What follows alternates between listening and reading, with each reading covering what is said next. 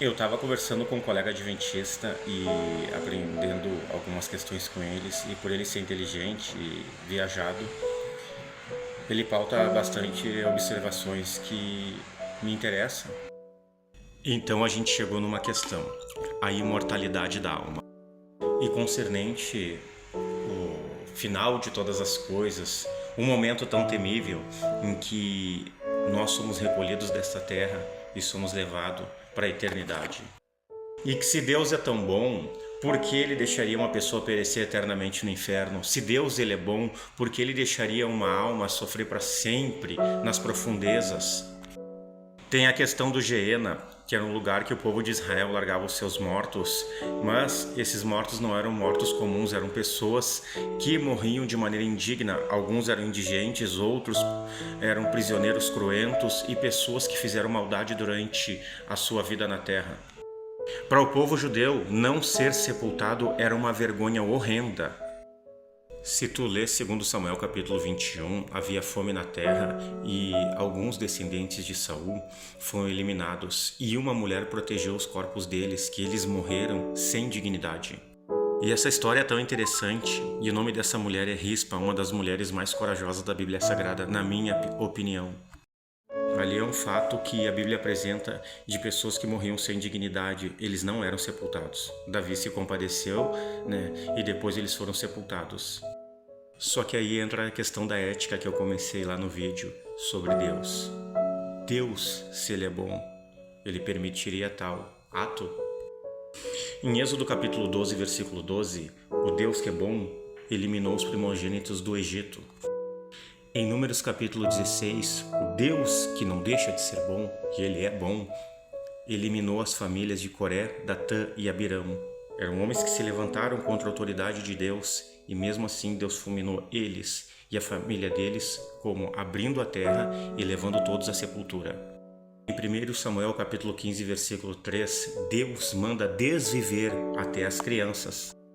E em 2 Samuel capítulo 24 e versículo 15, Deus elimina 70 mil homens por causa do pecado de Davi.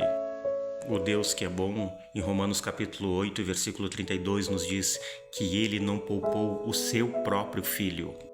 Em Eclesiastes capítulo 7 e versículo 20, não há homem justo nessa terra que faça o bem e que nunca peque. Como eu, pecador, vou aplicar a minha justiça, que é subjetiva e falha, a Deus. As leis humanas não podem ser aplicadas a Deus. Deus está acima da lei, Deus está acima do bem e do mal. Deus ele é criador, Deus ele é soberano, Deus ele é eterno. A Bíblia nos fala em Jó capítulo 36, versículo 26, que Deus ele é eterno e os anos de Deus não podem ser calculados, ou seja, como eu que sou finito limitado, vou dizer o que Deus deve ou não deve fazer, ou as decisões de Deus devem ser boas ou não, que isso não se aplica a Deus.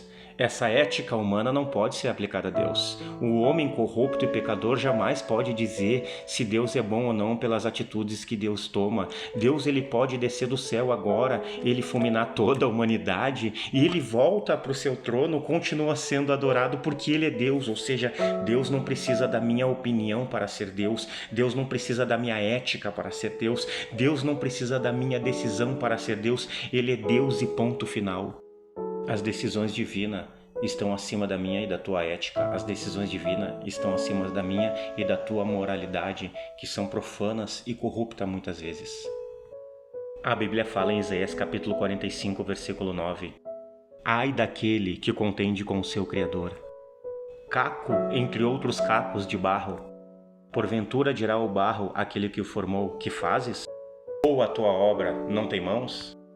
Então nós chegamos a um denominador comum e eu conversei com ele dizendo assim, que eu já perguntei para os meus alunos, tu acredita ou não na eternidade da alma? Alguns disseram que sim, outros que não. Outros disseram que não creem que a pessoa vai perecer eternamente no inferno.